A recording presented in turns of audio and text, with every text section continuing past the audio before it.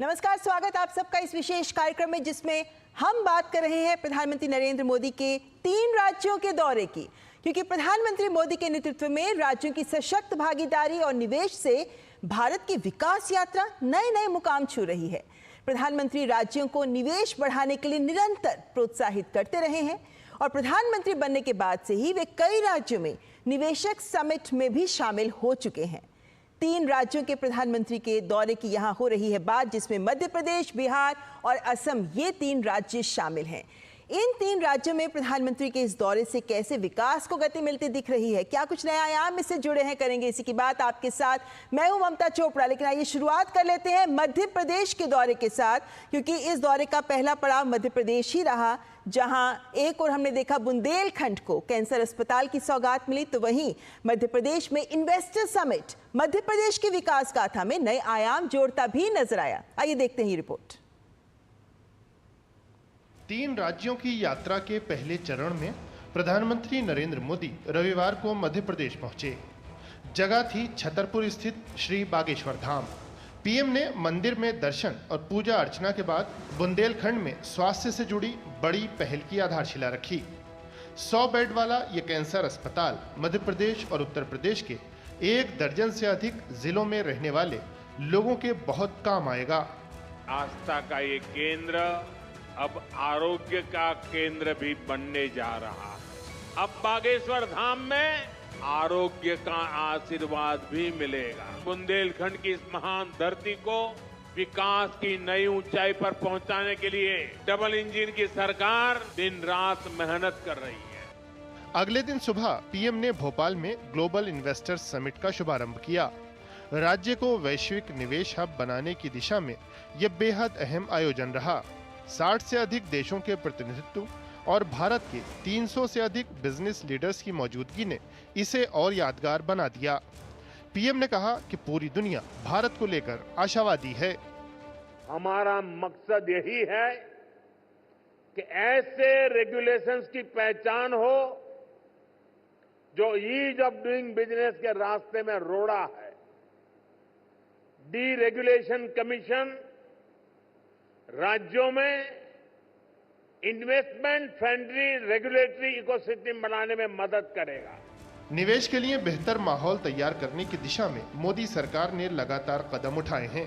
PM की पहल पर राज्यों में हो रही ग्लोबल इन्वेस्टर समिट न केवल राज्यों की विकास गाथा को दुनिया तक पहुंचा रही हैं, बल्कि दिखा रही हैं कि सुधारों ने व्यापार में सुगमता और आर्थिक विकास की अच्छी राह तैयार कर दी है। सफलता के इस सफर ने न केवल संभावनाओं के नए द्वार खोले हैं, बल्कि रोजगार के भी ढेरों अवसर पैदा हुए हैं। Bureau report, DD news.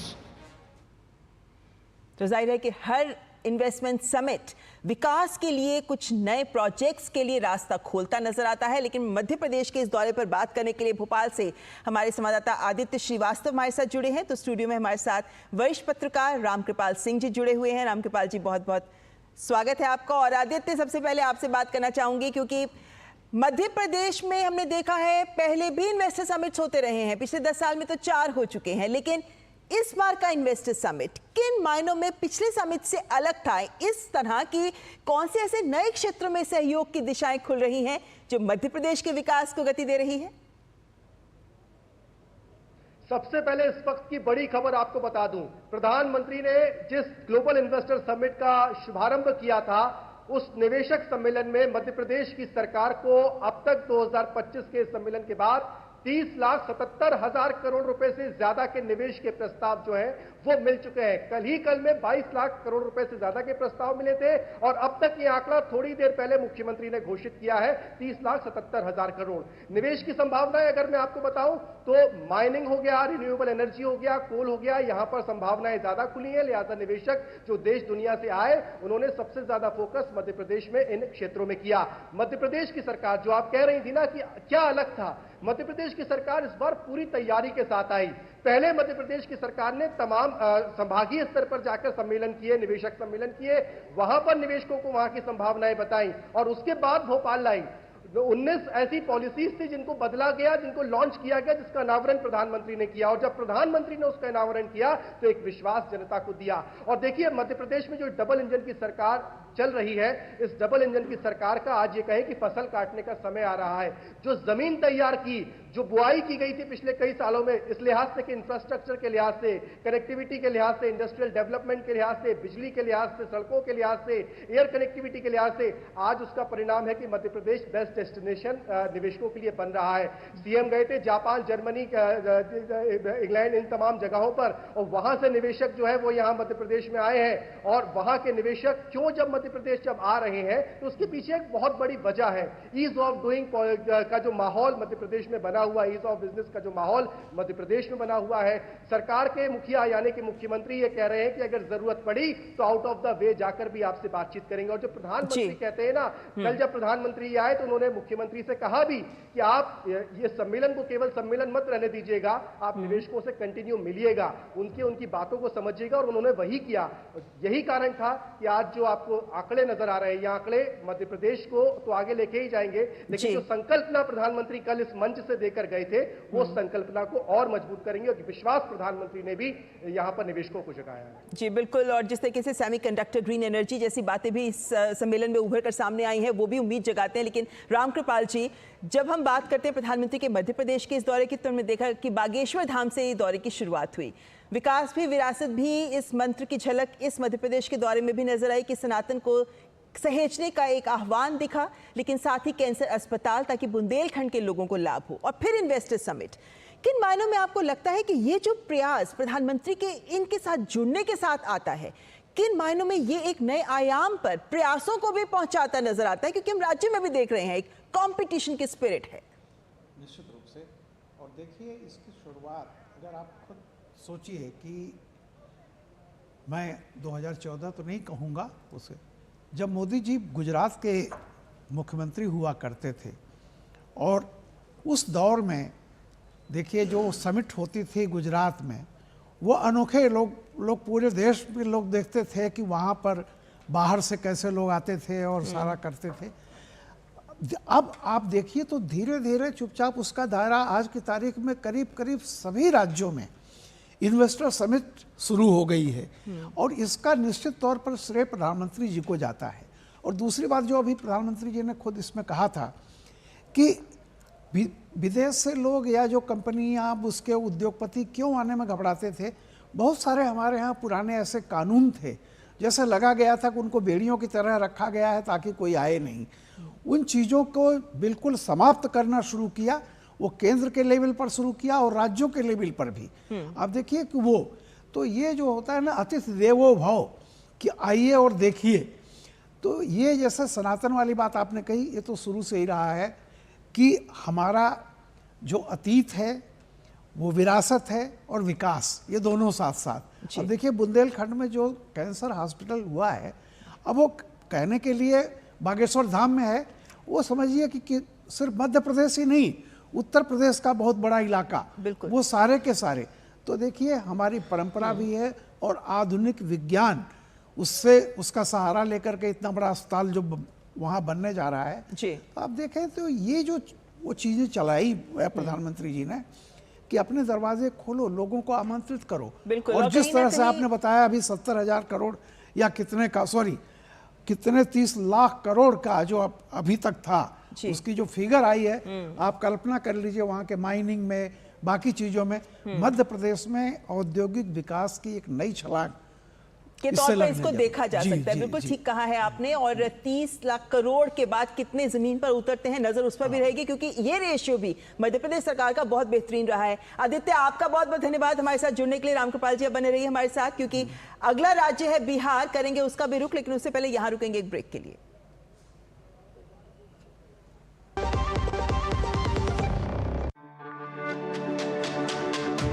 मेरी पसंद, मेरी पसंद, मेरी पसंद, मेरी पसंद,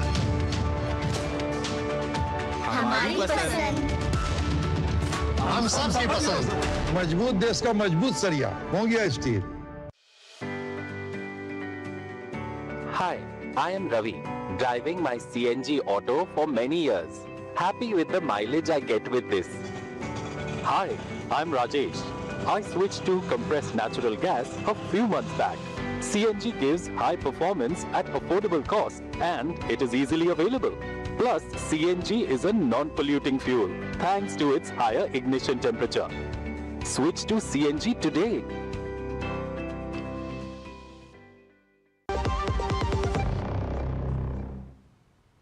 और ब्रेक के बाद आपका स्वागत। आप देख रहे हैं हमारे खास कार्यक्रम पीएम का संकल्प समृद्ध राज्य विकसित भारत, क्योंकि राज्य विकास करेंगे तभी विकसित भारत की संकल्पना को भी हम जमीन पर साकार कर पाएंगे। और इन मायनों में देखें तो प्रधानमंत्री का 3 राज्यों का दौरा बेहद महत्वपूर्ण, जिनमें से मध्य प्रदेश के बाद प्रधानमंत्री पहुंचे बिहार, जहां प्रधानमंत्री किसान सम्मान निधि योजना की 19वीं किस्त जारी की गई और किसानों के अकाउंट में, खातों में पैसा पहुंचाया गया।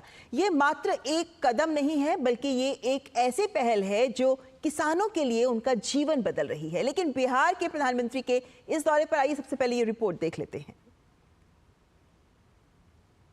सोमवार दोपहर प्रधानमंत्री बिहार के भागलपुर पहुंचे तो स्वागत भव्य हुआ। होता भी क्यों नहीं, पीएम देश के अन्नदाताओं के लिए बड़ा उपहार जो साथ लाए थे। पीएम ने प्रधानमंत्री किसान सम्मान निधि की 19वीं किस्त जारी की। पीएम के बटन दबाते ही 9 करोड़ 80 लाख से अधिक किसानों के खातों में 22,000 करोड़ से अधिक की रकम पहुंच गई। 24 फरवरी को ही पीएम किसान योजना के 6 साल होने की वजह से अवसर और भी यादगार बन गया। पीएम किसान किसानों के लिए दुनिया की सबसे बड़ी प्रत्यक्ष नगद सहायता योजना है। इसमें पात्र किसानों को 3 किस्तों में 6,000 रुपए प्रतिवर्ष दिए जाते हैं। इसके तहत अब तक लगभग 3.7 लाख करोड़ रुपए सीधे ट्रांसफर किए गए हैं। छोटे किसानों का हक भी बिचौलिए हड़प कर लेते थे, लेकिन ये मोदी है, ये नीतीश जी है जो किसानों के हक का किसी को नहीं खाने देंगे। पीएम ने वारिसलीगंज नवादा तिलैया रेलखंड दोहरीकरण के साथ साथ बरौनी में दुग्ध उत्पादन संयंत्र और मोतिहारी में राष्ट्रीय गोकुल मिशन के तहत निर्मित स्वदेशी नस्लों के लिए उत्कृष्टता केंद्र का भी उपहार दिया। पीएम ने बिहार के खगड़िया में देश के 10,000वें एफपीओ निर्माण पर खुशी जताई। खाद पर दी जा रही सब्सिडी का उल्लेख करते हुए पीएम ने कहा कि इसकी वजह से बीते 1 दशक में किसानों के लगभग 12 लाख करोड़ रुपए बच गए हैं। अन्नदाताओं का कहना है कि मोदी सरकार के किसान कल्याण से जुड़े प्रयासों से उन्हें बेहद मदद मिली है। Bureau report, DD news. किसान और किसानी को सशक्त करने के लिए 2014 के बाद से हमने देखा किस तरीके से कदम दर कदम सरकार ने पहल को जमीन पर उतारा है। इस वक्त बिहार में प्रधानमंत्री के दौरे पर बात करने के लिए हमारे साथ हमारे वरिष्ठ पत्रकार अनुज जुड़ गए हैं और साथ ही रामकृपाल सिंह जी भी हमारे साथ जुड़े हुए हैं। अनुज, सबसे पहले जमीनी बात करना चाहेंगे, क्योंकि आंकड़े तो हम लोगों के सामने रखते ही हैं। इतनी किश्त जारी हुई, इतने लाखों करोड़ों रुपया किसानों तक पहुंचाया गया। जमीन पर जो छोटे जोत के किसान हैं, किन मायनों में उनका जीवन बदल रहा है? आप ग्राउंड रिपोर्ट्स कवर करते हैं, इसलिए आपसे जानना चाहते हैं। ममता, बहुत सही सवाल आपने पूछा और बिल्कुल ये सही बात है कि आज सबसे पहले जो छोटे किसान हैं, जिनकी जोत कम होती है, 1 एकड़, 1.5 एकड़, 2 एकड़, उनको सशक्त और मजबूत करना बहुत जरूरी है। और शायद यही एक बड़ी प्राथमिकताओं में भारत सरकार, केंद्र सरकार और मोदी सरकार की ये प्राथमिकता रही है, क्योंकि जब गांव आगे बढ़ेंगे तो देश आगे बढ़ेगा। ये तो नारा हम लगातार सुनते आए थे, लेकिन जमीनी स्तर पर जो दिल्ली से पैसा चलता है, योजनाएं चलती हैं, वो कितनी पहुंचती हैं, इसका एक सबसे बड़ा उदाहरण मैं आपको बताऊंगा। बिल्कुल, जो किसान सम्मान निधि के रूप में 6,000 रुपए 1 साल में किसानों को दिए जाते हैं, इसकी कितनी बड़ी वैल्यू है ये मैं आपको बताऊंगा कि यही 6,000 रुपए एक जमाने में अगर किसान साहूकार से उधार लेता था, कर्ज पर लेता था, तो 1 साल के अंदर उसका ब्याज 6,000 का 60,000 रुपए हो जाता था। और सबसे बड़ी बात यह थी कि वो जो साहूकार से कर्ज मिलता था 6,000 रुपए का, 10,000 का, 5,000 का, वो जमीन को गिरवी रखकर मिलता था। तो किसान सम्मान निधि छोटे किसानों के लिए एक बहुत बड़ा वरदान साबित हो रही है, जब उसके खाते में सीधे, और एक बात और बताएं, पूरी दुनिया के अंदर यह सबसे बड़ी योजना है जो डीबीटी के माध्यम से सीधे किसानों के अकाउंट में पैसे दिए जाते हैं। उस 2000 रुपए से छोटे किसान के पास ममता संसाधन नहीं होते, उसके पास ट्रैक्टर नहीं होता, उसके पास गेहूं को निकालने के लिए भूसा मशीन नहीं होती, उसके पास उस समय पैसा नहीं होता, जब उसको दवाई छिड़कने के लिए पैसा चाहिए होता है, तो वो 2000 रुपए उस किसान की कितनी मदद करते हैं, ये गांव का ही किसान इस बात को समझता है। और इस बात को हम इसलिए कह सकते हैं क्योंकि हम लगातार जब जाते हैं तो बड़ी ही उससे, जब हम किसी बुजुर्ग से, महिला से पूछते हैं तो ममता पूछते हैं कि भाई ताऊ बताइए कि क्या ये 2000 रुपए जो सरकार देती है इससे फायदा मिलता है, तो उनका यही देसी भाषा में कहना होता है कि लाला बहुत बड़ा फायदा होता है, पहली सरकार है जो सीधा किसानों को पैसा देती है। और अन्नदाता के नाम पे, अन्नदाता तो काफी समय से ये हम सुनते आए थे, जय जवान जय किसान, लेकिन हकीकत बात यही है कि जब तक जमीन पर किसानों के खाते में पैसा नहीं पहुंचेगा, उनकी जेब में पैसा नहीं पहुंचेगा, तब तक किसान और कृषि आगे नहीं बढ़ सकती। और शायद ये सबसे बड़ी प्राथमिकता मोदी सरकार की रही है। ये एक बड़ी बात है। रामकृपाल जी, मदद के साथ साथ, सम्मान निधि की मदद के साथ हम देखते हैं तमाम अन्य कदम उठाए जा रहे हैं, चाहे हम खाद की बात करें, एफपीओस के जरिए उनके मार्केट की बात करें, इत्यादि विभिन्न पहलू। किस तरह से आपको लगता है, संक्षेप में अगर आप हमें बताना चाहें, कि कृषि की तस्वीर बदली जा रही है जमीन पर, जिसका सबसे बड़ा लाभार्थी है किसान, 4 स्तंभ में से एक किसान? देखिए, आपके संवाददाता ने जैसा कहा कि जो 6000 रुपया है, शहर के लोगों को, अमीर लोगों को लगेगा कि बहुत छोटी सी रकम है, लेकिन जैसा उन्होंने बताया कि जब एक साहूकार से आप कुछ भी पैसा लेते थे उस समय, उसके बाद उस पर जो चक्रवृद्धि ब्याज होता था तो कमर टूट जाती थी। आज की तारीख में आप ये देखिए कि जिसके पास भी छोटा सा भी टुकड़ा है ज़मीन का, उसको ये पैसा उसके खाते में सीधे जा रहा है। राजीव गांधी जी कहते थे कि 1 रुपया यहाँ से चलता है और सिर्फ 15 पैसा मिलता है, 85 पैसा बिचौलिए खा जाते हैं। आज कम से कम वो 1 रुपये का 1 रुपया वहाँ पहुँच रहा है। दूसरी बात, अगर आप देखें कि जो बदलाव की शुरुआत है, अब पिछले लोकसभा चुनाव में मोदी जी ने कहा था कि 70 साल जिसकी भी उम्र है, वो चाहे अमीर भी है गरीब भी है, उसको आयुष्मान कार्ड मिलेगा। अब आप कल्पना कीजिए कि एक गांव का एक बूढ़ा आदमी, बूढ़ा किसान, जिसके पास अब ज़्यादा ताकत नहीं है, उसको आयुष्मान कार्ड भी है, 6000 रुपये साल के उसके पास आ भी रहे हैं। उसे अपने छोटी छोटी ज़रूरतों के लिए बच्चे के सामने हाथ नहीं फैलाना है। तो अगर आप जाइएगा नीचे, और प्लस जो बाकी स्कीमें जैसे हर घर नल से जल, और जो था सफाई, ये आपका हमारा है कि राशन भी दिया जा रहा है, राशन भी दिया जा रहा है, और इज्जत घर से लेकर के रसोई घर, ये जो चीजें हैं ये भी कभी न कभी उन्हीं किसानों के लिए यानी है। आपका मतलब है कि हमको व्यापकता में देखना होगा। ये अगर आप देखेंगे एक योजना तो नहीं, जी कई योजनाएं हैं जिनका लाभ हो रहा है। हम चर्चा को आगे जारी रखेंगे, लेकिन फिलहाल यहाँ पर अगले राज्य की बात कर लेते हैं, क्योंकि बिहार के बाद प्रधानमंत्री पहुंचे हैं असम, और असम की बात करें तो पूर्वोत्तर का ये राज्य एक ऐसा राज्य है जो ना केवल हमारे उत्तर पूर्व बल्कि दक्षिण पूर्व एशिया के लिए भी एक द्वार की तरह काम करता है। ऐसे में असम के इस दौरे में, जहां पे एडवांटेज 2.0 समिट में प्रधानमंत्री ने शिरकत की, क्या कुछ निकलकर सामने आया, किन मायनों में ये महत्वपूर्ण रहा, आइए देखते हैं।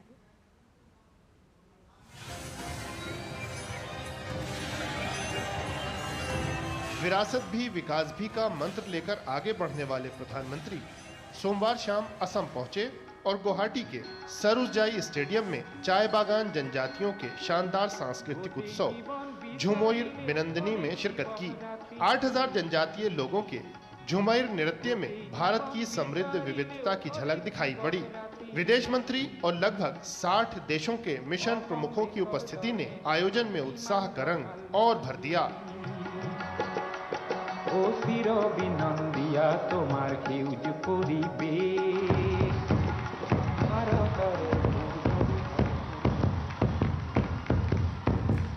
पीएम सोमवार शाम ही एडवांटेज असम प्रदर्शनी का भी अवलोकन करने गए। इसमें राज्य में निवेश की संभावनाओं को दिखाया गया है। प्रदर्शनी में 240 से अधिक प्रदर्शक शरीक हैं। वहीं मंगलवार सुबह पीएम ने एडवांटेज असम 2.0 निवेश और बुनियादी ढांचा शिखर सम्मेलन 2025 का शुभारंभ किया। सेमीकंडक्टर विनिर्माण सहित विभिन्न क्षेत्रों में असम की प्रगति को पीएम ने खूब सराहा। इलेक्ट्रॉनिक्स और मोबाइल मैन्युफैक्चरिंग में बीते 10 साल में भारत ने कितनी बड़ी छलांग लगाई है। अब इसी सक्सेस स्टोरी को भारत सेमीकंडक्टर प्रोडक्शन में भी रिपीट करना चाहता है।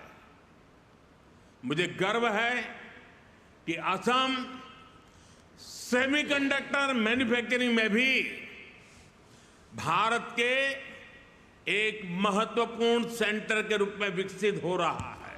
2 दिवसीय समिट में विभिन्न अंतर्राष्ट्रीय संगठन, वैश्विक नेता और निवेशक, नीति निर्माता, उद्योग विशेषज्ञ, स्टार्टअप और छात्र हिस्सा ले रहे हैं। सम्मेलन में औद्योगिक विकास, वैश्विक व्यापार साझेदारी, तेजी से बढ़ते उद्योगों और जीवंत MSME जैसे विषयों पर मंथन हो रहा है। Bureau report, DD news. तो जाहिर है कि विकास के लिए निवेश की आवश्यकता है और एडवांटेज असम 2.0 इसी निवेश पर आधारित है, इसी जरूरत को पूरा कर रहा है। हमारे साथ हमारे संवाददाता अजय मिश्र इस वक्त हमारे साथ सीधे असम से जुड़ रहे हैं, लेकिन साथ ही हमारे साथ रामकृपाल सिंह जी भी लगातार बने हुए हैं। अजय, सबसे पहले बात अगर हम इस एडवांटेज 2.0 की करें, एक संस्करण पिछला 2018 में और अभी दूसरा संस्करण, लेकिन असम का विकास नहीं थमा है। किन मायनों में ये असम को रफ्तार देता नजर आया है इस बार का ये समिट? ममता जी, देखिए, बहुत ही अनोखा मौका है ये राज्य की संस्कृति को, राज्य की विरासत को और राज्य के विकास की कहानी को पूरी दुनिया तक पहुंचाने का। गुजरात के बाद शायद असम दूसरा ऐसा राज्य है जो लगातार 1 दशक तक 13% की औसत विकास दर से ग्रो कर रहा है। 19% की विकास दर जो पिछले साल की हुई थी, सभी को चौंका दिया उसने। इस बार भी मुख्यमंत्री दम भर रहे हैं कि वो 15% की दर से विकास करेंगे। निवेश बहुत इंपॉर्टेंट है। आज अदानी ने अगले 5 सालों में 50,000 करोड़ रुपए के निवेश का कमिटमेंट किया, अंबानी ने 50,000 करोड़ रुपए के निवेश का कमिटमेंट किया, वेदांता ने 50,000 करोड़ रुपए के निवेश का कमिटमेंट किया और टाटा ग्रुप ने 27,000 करोड़। तो कुल मिलाकर आप देखें तो 2.25 लाख करोड़ रुपए के कमिटमेंट तो आज केवल मंच से हुए हैं। उसके अलावा 1.2 लाख करोड़ रुपए के जो MOU हैं उसको साइन करने के लिए कैबिनेट पहले ही मंजूरी दे चुकी है। एडवांटेज 1.0 में जो समझौते आए थे वो उतने सीरियस नहीं थे, इसलिए 45,000 करोड़ रुपए के समझौतों को खारिज कर दिया गया है। सरकार ये संदेश देना चाहती है कि केवल सीरियस प्लेयर्स को ही यहाँ पर मौका दिया जाएगा। और इस एडवांटेज असम 2.0 से ठीक पहले 3 नई पॉलिसीज राज्य सरकार ने पेश की हैं। पहली है manufacturing, aerospace and defence manufacturing policy 2025, दूसरी है स्टार्टअप पॉलिसी 2025 और तीसरी है बायोडाइवर्सिटी 2025। तो ये तीनों नीतियों के माध्यम से लगातार और 8 फोकस सेक्टर्स जो हैं उसके माध्यम से असम पूरी दुनिया को बताने की कोशिश कर रहा है कि हम केवल पूर्वोत्तर नहीं, साउथ ईस्ट एशिया के गेटवे हैं और 840 अरब डॉलर का एक बहुत बड़ा बाजार आपके लिए खुल रहा है और इसीलिए पूरी दुनिया की निगाहें यहाँ पर लगी हुई हैं।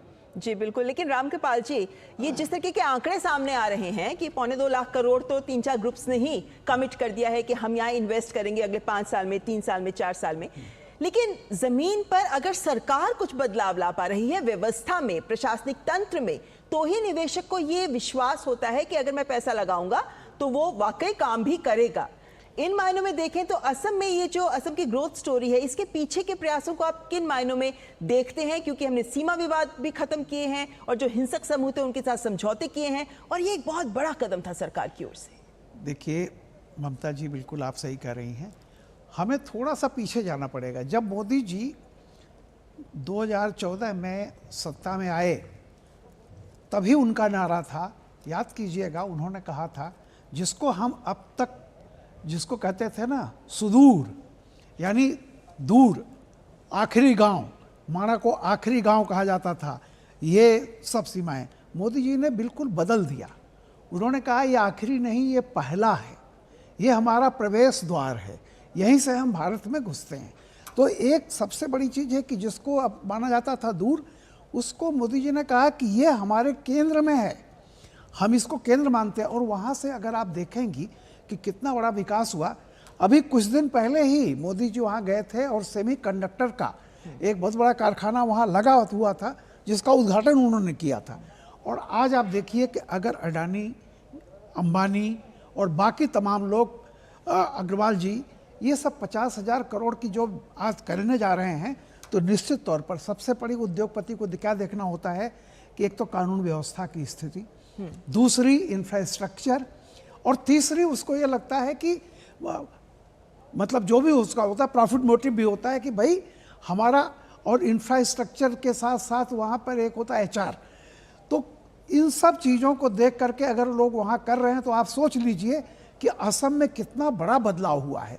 और सिर्फ असम ही नहीं, पूरा पूर्वोत्तर जो अभी तक ये था कि हमसे दूर है, वो उसको मोदी जी ने कह दिया कि नहीं, ये हमारा हृदय है, ये सेंटर है। और जैसे मैंने कहा कि वो जो चीन का आखिरी गांव, जिसके चीन की सीमा पर हमारा गांव होता था, जिसको अंतिम गांव लिखा जाता था, कहीं आप सड़क पे जाइए देखिए आखिरी गांव, मोदी जी ने उसको भी कहा ये हमारा पहला गांव है। तो एक तो सबसे बड़ी बात है कि पूर्वोत्तर पर वो लगातार ध्यान देते रहे, और गिनती भी नहीं होती कितनी बार ये प्रधानमंत्री जी पूर्वोत्तर के दौरे पर गए हैं। बिल्कुल।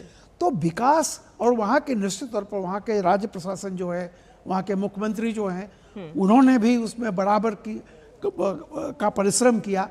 और एक चीज जो होता है, कल्चरल आइडेंटिटी के साथ हम डेवलपमेंट करेंगे, ये बहुत बड़ी चीज होती है। तो जिसको आप कहते हैं विरासत भी, ये मंत्र हमें देखने को लगातार मिल भी रहा है। और जिस तरीके से रिकॉर्ड भी बना है, 8000 कलाकारों ने नृत्य प्रस्तुत किया, जमुई नृत्य, वो भी हम सबने देखा है। लेकिन अजय, एक बहुत संक्षेप में ये जानना चाहेंगे, ईज ऑफ डूइंग बिजनेस, ये स्लोगन 2014 से ही हम सुनते आ रहे हैं।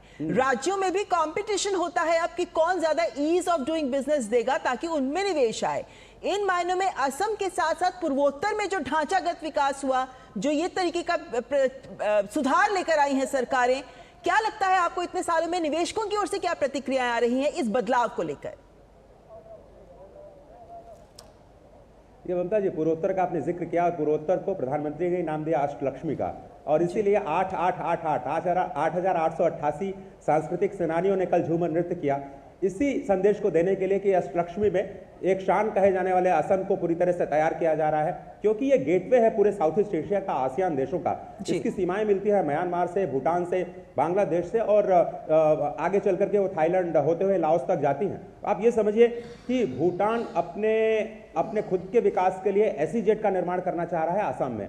कितना बड़ा बदलाव है। भले ही हम राजनीतिक स्तर पर अस्थिरता देखें म्यांमार में और बांग्लादेश में, बावजूद उसके पूरी दुनिया के जो निवेशक हैं, 14 से ज्यादा पार्टनर कंट्री आ रहे हैं, इसीलिए क्योंकि ये पूर्वोत्तर का गेटवे है। यहाँ पर अनटैप्ड पोटेंशियल है जो हाइड्रोकार्बन्स के हैं। आप समझिए कि यहाँ पर देश की सबसे बड़ी गैस बेस्ड फर्टिलाइजर कंपनी है, 12.5 लाख टन की कैपेसिटी की, जिसका उद्घाटन इसी समिट के दौरान किया गया है, और 10,000 करोड़ रुपए बजट से दिए गए हैं। वो आपके देश में यूरिया की कीमत को आधा करने जा रही है, और ये इंडिजिनियस आत्मनिर्भर भारत की कहानी है। इसी तरह से एक ऐसा फिनटेक इकोसिस्टम है जो कि नॉर्थ ईस्ट के क्षेत्रीय भाषाओं में पेमेंट को प्रमोट करने का काम करेगा। इस तरह से बहुत ही बड़ी खूबसूरत कहानियां जो नॉर्थ ईस्ट से निकलने वाली है, वो चौंकाएंगी आपको। और मुझे लगता है कि जिस तरह से कह रहे हैं कि नए भारत के नए ग्रोथ का नया इंजन पूर्वोत्तर साबित होगा, और पूर्वोदय की हम बात कर रहे हैं जिसका लगातार जिक्र प्रधानमंत्री और वित्त मंत्री दोनों लोग करते रहे, वो जमीन पर दिखना शुरू हो गया है। एडवांटेज 2.0 मल्टी एडवांटेज के रूप में सामने आने वाला है निकट भविष्य में। लेकिन बहुत बहुत शुक्रिया अजय हमारे साथ जुड़ने के लिए, और यहाँ पर रामकृपाल जी आपका भी धन्यवाद करना चाहेंगे इस कार्यक्रम में हमारे साथ शामिल होने के लिए। तो जाहिर है कि प्रधानमंत्री का ये दौरा विकास के साथ साथ विरासत के भी रंगों को समेटे नजर आया, लेकिन विकास किस तरीके से देश के हर कोने तक पहुंच सकता है, ये निवेशक समिट उसका एक उदाहरण प्रस्तुत करते हैं, क्योंकि अन्य राज्य भी प्रेरित होते हैं कि वो भी उदाहरण लें इन राज्यों से, और इस तरीके का प्रशासनिक तंत्र इस तरीके का विकसित करें कि वहां भी निवेशक आए और विकास को रफ्तार दें। इस विशेष कार्यक्रम में फिलहाल इतना ही। नमस्कार।